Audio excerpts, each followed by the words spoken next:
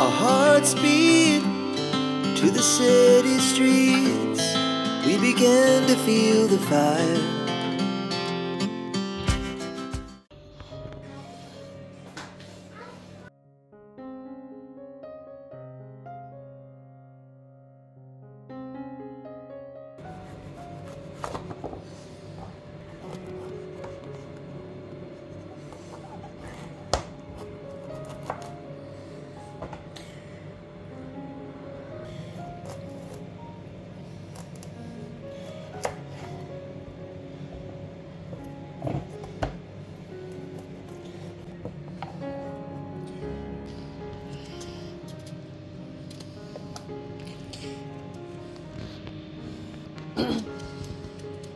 আসসালামু আলাইকুম, কেমন আছেন সবাই? চলে আসলাম life in abroad with Nazia থেকে। আজকে রান্না করছি লাউ দিয়ে মুরগি। লাউটা আমাদেরই খুবই ফেভারিট, তো একটু পাতলা করে লাউ দিয়ে মুরগি রান্না করব। আমি লাউটা সুন্দর করে প্রথমে ধুয়ে নিলাম, ধুয়ে কেটে নিচ্ছি।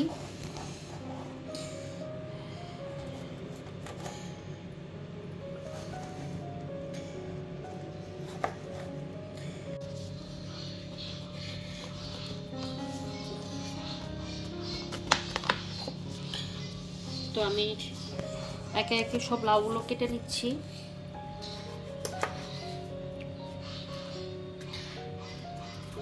আমার হাত ইগনোর করবেন, আমার হাতে একটু সমস্যা।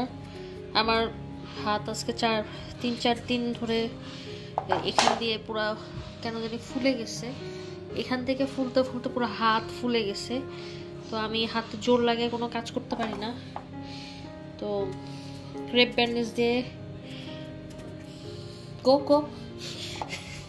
ক্রেপ ব্যান্ডেজ দিয়ে বেঁধে রাখছি আর কি। ক্রেপ ব্যান্ডেজ দিয়ে আমার মেয়ের কিছুদিন আগে পা মুচকে গেছিলো, তো একটা ক্রেপ ব্যান্ডেজ কিনা হয়েছিল, ওইটা দিয়ে আমি আমার হাতটা পেঁচিয়ে রাখছি। আমার মেয়ে আমাকে বলতেছে, মা দা আমি লাউটা কেটে দিই। তা আমি বলতেছি যে না, লাউ কাটতে গেলেও কাটাকুটি করতে পারে, কিন্তু এসব বড় জিনিস বাই চান্স যদি হাতটা কেটে যায় তাহলে আমি ভয় পাই, তাই জন্য আমি কাটছি। এখন আমি মুরগির থানগুলো সব ধুয়ে নিচ্ছি।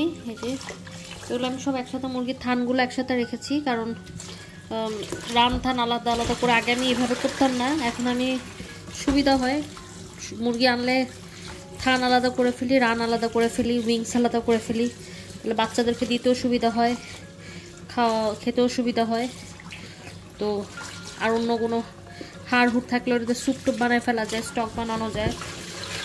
আর এভাবে বাচ্চারাও খেতে পছন্দ করে। আর যেগুলোর মধ্যে দেখা যায় একদম ব্রেস্ট পিসগুলো থাকে, ওগুলো দিয়ে অনেক কিছু বানানো যায়। তো এইভাবে আমি সব এটা ধুয়ে আমি আলাদা আলাদা করে রেখে দিয়েছিলাম, রান থান সব। তো এখন আমি ভালো মতো ধুয়ে নিলাম। এই যে আমার হাতটা যেটা হয়েছে পুরো ফুলা, এখানে পুরো ফুলে গেছে, পুরো ফুলে।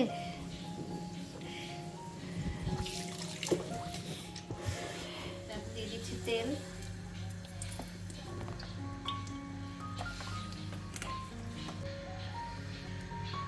দিব পেঁয়াজ,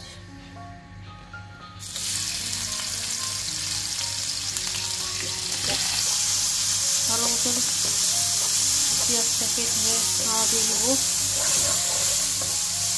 আমি পেঁয়াজের সাথে একটু এলাচিও, অথবা একটা এলাচিও ব্লেন্ড করে ফেলছি, তাহলে স্মেলটা ভালো হবে। একটু পানি দিব, দিয়ে দিব রসুন বাটা,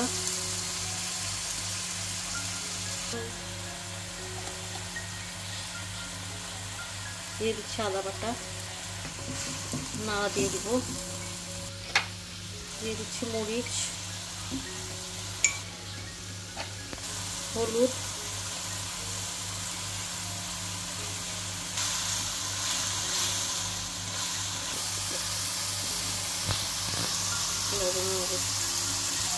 লবণ দিয়ে দিচ্ছি, একটু পানি দিয়ে নেব। আমি একে একে মুরগিগুলো দিয়ে দেবো।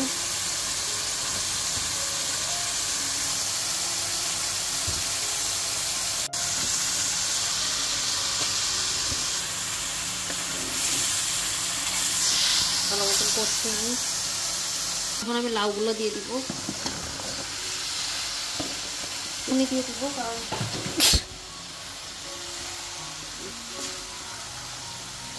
এই মুরগিটা নরম আছে, মানে এখানের এই মুরগিগুলো অনেক তাড়াতাড়ি হয়ে যায়, এটা তো হার্ড চিকেন না। একবারে লাউ যতক্ষণে সিদ্ধ হবে মুরগিও সিদ্ধ হয়ে যাবে একসাথেই।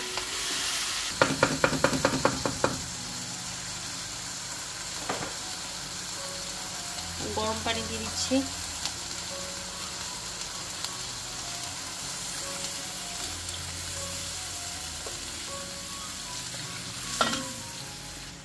পানি আমি বেশি দিব না, এতটুকু পর্যন্ত দিব না, কারণ লাউ থেকেও পানি বের হবে, চিকেন থেকেও পানি বের হবে।